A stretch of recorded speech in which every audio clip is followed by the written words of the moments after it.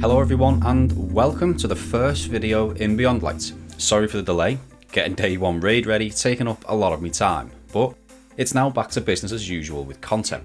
So in this video we're taking a look at swords, specifically the new Lament, and comparing it to Fallen Guillotine, Temptation's Hook with both Whirlwind Blade and Vorpal Weapon, and Steel Sybil. Spoiler, I think the last of those is being slept on by the community a little bit. If you're only here to see Lament, skip to the time in the description below or the chapter in the progress bar. So quickly, all legendary swords have been masterworked and have a major spec mod equipped. They're all nearly god rolls, but I'll go into the perks in more detail when taking a look at each one individually. Huge thanks to Eror, really sorry if I pronounced that wrong, who did some searching and found a replacement for Greg, that being in the Lost Sector, the Conflux, located in the Cistern on Nessus, with a Cabal boss that's now known as Carl.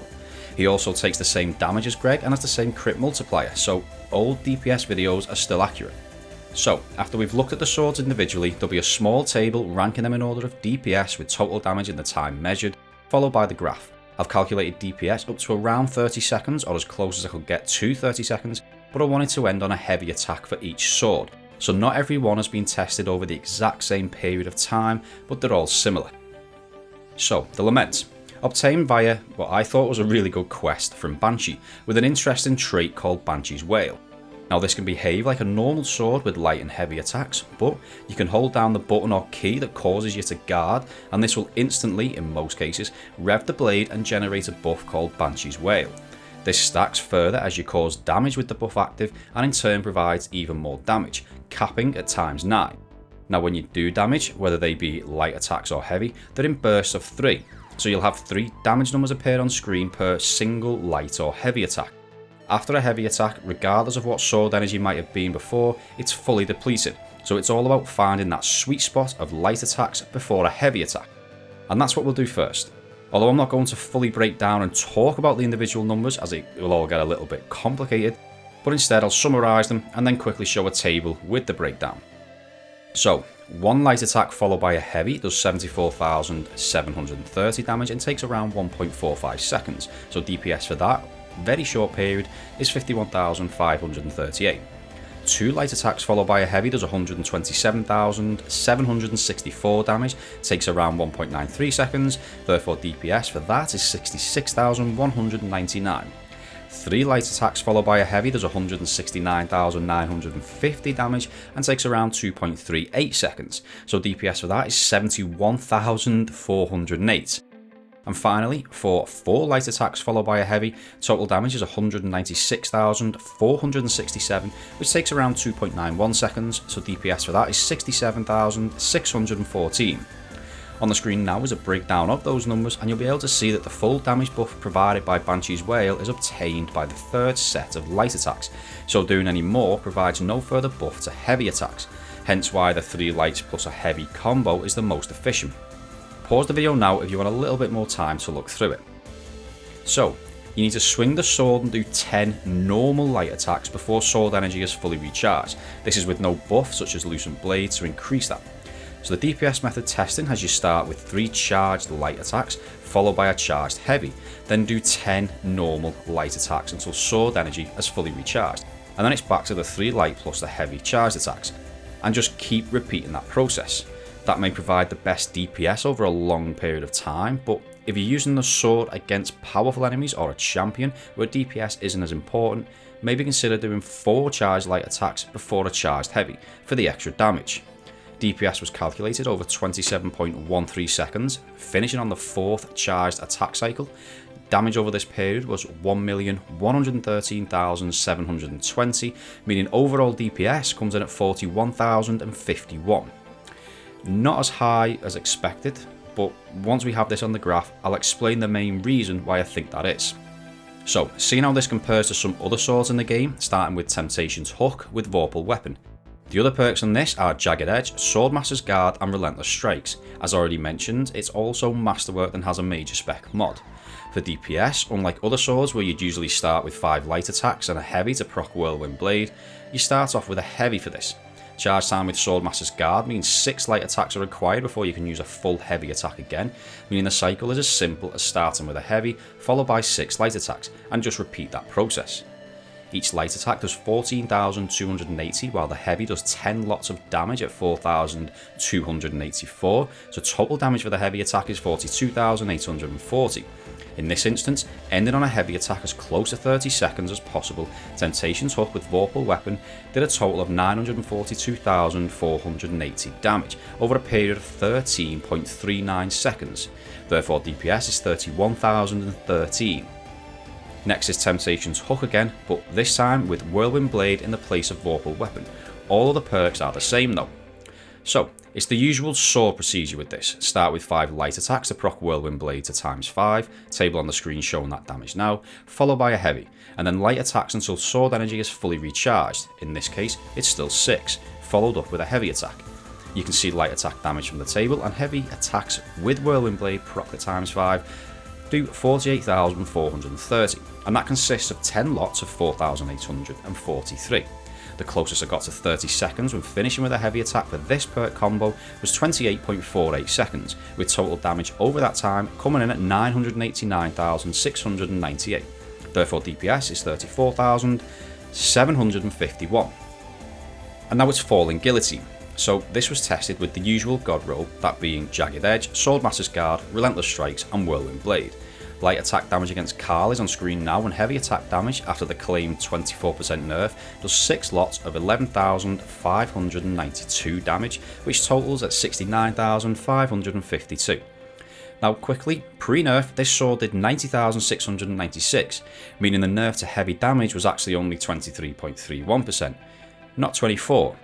Anyway, start with 5 light attacks followed by a heavy, then repeat the cycle of 7 light attacks followed by a heavy, as after those 7 light attacks, sword energy will have fully recharged. The closest I could get to 30 seconds while finishing on a heavy was 29.18, with damage being 1,146,352. Therefore DPS is 39,286. Now a quick admittance of fault here. My Fallen Guillotine prediction video did have a mistake, where I've calculated DPS based on 6 light attacks followed by a heavy for proc and Whirlwind Blade, but used the time for only 5 light attacks. That's why this example has higher heavy attack value, but still slightly lower DPS than in that video. These numbers now are correct though, and hopefully I'll stop making these small mistakes. And finally, Steel Sybil. Yes, you might be wondering why this is the last of the legendary swords. Does that mean it's got the best DPS? Yes, it actually does. I more than triple checked all numbers and timings, and it still came out with the highest DPS over that rough 30-second period. This particular example had Jagged Edge, Relentless Strikes and Whirlwind Blade. Light attack damage is on screen now, and heavy attack damage with Whirlwind Blade proc at ×5 was 63,371, consisting of 4 lots of 11,206 and a single value of 18,547. After fully proccing Whirlwind Blade in the usual way and getting into the repeated cycle, it takes 9 light attacks before sword energy is fully recharged, at which point you'd follow them up with a heavy, as usual. The closest I could get to 30 seconds was 31.45, ending on a heavy attack, with total damage being 1,294,736. Therefore DPS is 41,168, which also means it's the highest in the video. Steel Sybil is the new sword meta for sustained DPS. You heard it here first. What's also interesting is that this can roll with Swordmaster's Guard, but I don't have one with that, meaning these numbers could still go a little higher. Now, Steel Sybil does the same light attack damage as Fallen Guillotine, but less heavy attack damage, so how does it have better DPS? Well, that's because during this sword's repeated cycle of 9 light attacks followed by a heavy, damage is 230,294, and it does this in around 5.5 seconds. Compare that to Fallen Guillotine's repeated cycle of 7 light attacks plus a heavy, where damage is 199,381 over around 5 seconds. DPS for just those cycles alone, so not taking into consideration the start where you'd be proccing Whirlwind Blade, comes in at 39,638 for Fallen Guillotine and 41,494 for Steel Sybil. A split screen demonstrating this is coming up now on loop. Steel Sybil on the left doing 9 light attacks followed by a heavy, and Fallen Guillotine on the right doing 7 light attacks followed by a heavy there. The video has been synced so that the moment the light attack animation starts on both characters is exactly the same time. And as you can see, Steel Sybil can do those 9 light attacks and a heavy almost just as fast as Falling Guillotine does 7 on heavy. I feel like when Bungie nerfed Falling Guillotine's heavy attack damage by 24%, or more like 23%, they've kept the heavy attack damage higher than the adaptive frame and assumed that would keep it slightly better, or above average, but without considering swing time and heavy attack animation time. Anyway, table coming onto the screen now, ranking them. Pause if you want to spend a little time looking at it, as it's time for the graph. So, starting with the Lament, on screen, and something I want to bring up. You may notice a few flat sections, 3 to be precise. This is after the 10 light attacks while waiting for sword energy to fully recharge, when revving the blade and activating the Banshee's Wail perk. For me, and I'm not sure if I was doing something wrong, but there was a considerable delay before I could use charged attacks, with the time between the last light attack damage and the first charged attack damage being 1.2 seconds. Because of this, I felt it was something that couldn't be ignored, and it's this that really tanks the sustained DPS of the Lament. Not that it's particularly bad anyway, but without this pause, or at least if it was a lot lower, say more like half a second, I think DPS would get close to 45,000. But that's not the case, so it's no use speculating. Next up now, and not really much to talk about, is Temptation's Hook with Vorpal Weapon, followed by Temptation's Hook again, but with Whirlwind Blade. And both examples are way off the mark for DPS. They do have their own advantages, such as being able to do heavy attacks at range, but that doesn't provide any benefit for boss damage and DPS. So now it's Falling Guillotine, which is way behind the Lament initially, but as time goes on, it does start to close the gap, ever so slightly pulling ahead for brief periods when the Lament is transitioning from light to charged attacks. But overall, it spends most of its time behind and doesn't have any meaningful moments where it's significantly ahead. Therefore, there are no exceptions really where Falling Guillotine would be the better choice for DPS. And finally, Steel Sybil, the dark horse of the test. As expected, it's well behind the Lament initially, but very quickly starts to close the gap. As you approach 22 seconds or so, Steel Sybil starts to pull ahead more consistently, and if the test was to go on for longer, I think after around 25 to 30 seconds, it would be ahead all the time. But there aren't many DPS phases where you can reliably do sword damage for that long, other than maybe Zulmak. So, does this mean you should ditch the Lament and just use a god roll Steel Sybil for everything? Absolutely not. The difference in DPS over 30 seconds is so small that even if you perfectly execute all attacks, you'd only notice a small difference. For any kind of DPS phase that's less than 20 seconds long, and the Lament is probably the better choice. And on top of all of that, the new exotic sword's strong point, burst damage. Look at that damage in the first 7 seconds. It's unrivaled, no other sword can get near it.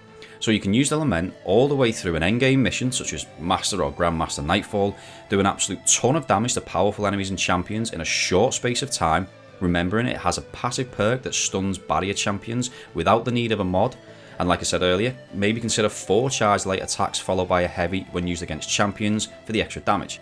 Then when you do get to the boss, still do some of the best single weapon DPS in the game, even if it is ever so slightly below Steel Sybil over a long period of time. And that's assuming you can get near the boss with a sword, but you get the idea.